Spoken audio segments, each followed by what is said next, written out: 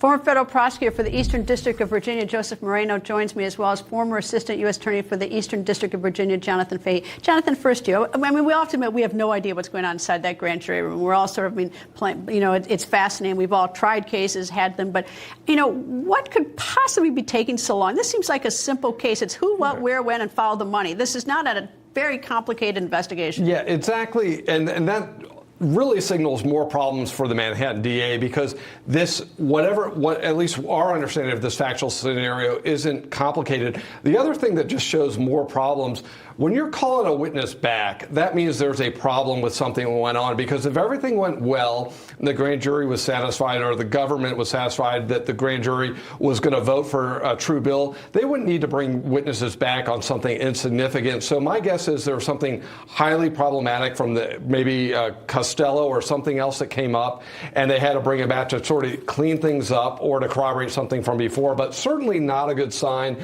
and not a sign of a strength or a strong case from the government.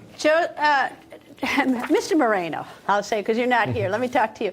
Tell me, no one is above the law. We all agree on that. But prosecutors have something called prosecutorial discretion, and you make decisions that you think are fair or right. I mean, is this a case with what you know is likely that would fall within your discretion to bring it before the grand jury or not bring it before the grand jury? Greta, I mean, again, like you said, based on what we know, because we're speculating a lot here, right? We don't know anything official.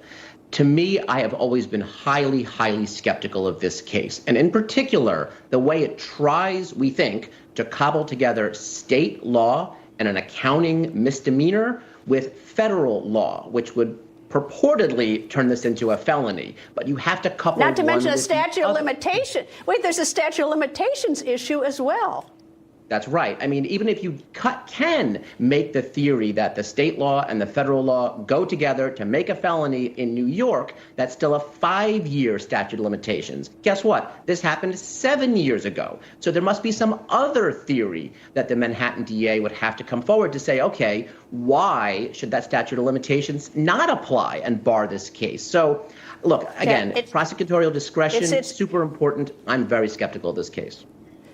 Jonathan, but just a minor point that David Pecker was brought back for, though. He was there for about 90 minutes, according to our calculations. That's not a quick question. I mean, that raises all sorts of suspicion on my part that it's falling apart. I think you're exactly right that it is falling apart. Yeah, if he wasn't there for 90 minutes, it really does indicate their major problems. And he has immunity. Yeah, he has immunity, so he's got every reason to come in and say whatever he wants. And presumably that means they would have interviewed him multiple times. So why wouldn't they have covered this the first time? So they've got a statute of limitations problem. Joseph, they have a statute of limitations problem. They have a witness who was admitted to perjury, convicted of perjury, and they've got a witness who has immunity. And they've got a case that is a relatively simple case that's dragged down for months.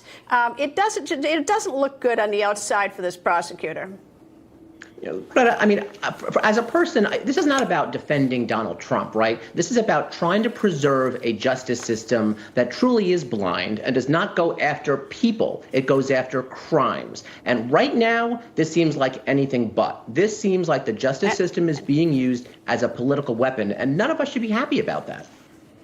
Well, let me show you something that should make you sort of happy, because before we go, I want to say goodbye to both of you. But before we go, I do want to flash this picture up on the screen. Take a look at this, everybody. Where is it? Where is the picture? Yikes, it's missing. There it is. There's the picture. That is a father-daughter dance, and that's Joseph Moreno with his date the other night. You got a great date. Anyway, I thought I'd do that. Jon Fahey, Joseph Moreno, thank you very much. Thank you both very much. Thanks, Greta. Coming up, what do you think the grand jury is going to ask former Vice President Pence when he testifies in Washington, D.C.?